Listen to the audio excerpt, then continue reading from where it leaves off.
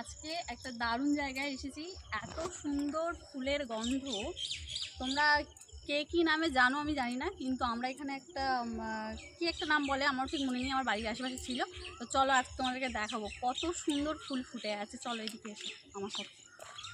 এই দেখো কত সুন্দর, মানে আমি যেহেতু জানি এটা লিলি, কিন্তু কি লিলি ফুল আমি জানি না, কিন্তু খুব সুন্দর গন্ধ। আর চারিদিকে এরকম ফুল না ফুটে আছে, দেখো কি সুন্দর, স্পাইডার লিলি মনে হয়, কি সুন্দর স্পাইডারের মতন দেখতে।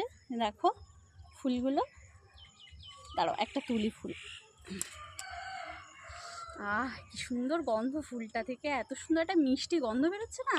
তোমরা যাদের যাদের বাড়িতে এই ফুল গাছ আছে বা আশেপাশে বাগানে ঝোপঝাড়ে যেখানে সেখানে রাস্তাঘাটে হয়, আমাদের এদিকে হয় গ্রাম অঞ্চলে, শহরে কোথায় হয় কি হয় না আমি জানি না, কিন্তু এখানে দারুণ লাগছে দেখতে।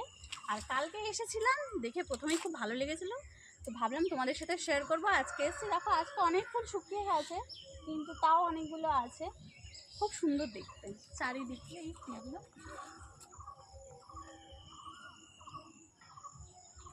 আর আমি এটাকে লিলি বললাম কেন জানো তো, কারণ আমার বাড়িতে লিলি গাছ আছে। আর লিলি গাছের এরকম হয়, ঠিক ছোট ছোট হয়, রেন লিলি যে কালারগুলো আছে হাইব্রিড, তারপরে দেশি যেগুলো এরকম হয়, তো দেখেই বুঝলাম যে এটা লিলি গাছ। তো স্পাইডারের মতো দেখতে, তাই ভাবলাম স্পাইডার লিলি হবে, আন্দাজেই বলে দিলাম। তোমরা কী নামে জানো অবশ্যই কমেন্ট করো। দেখো কি সুন্দর দেখতে।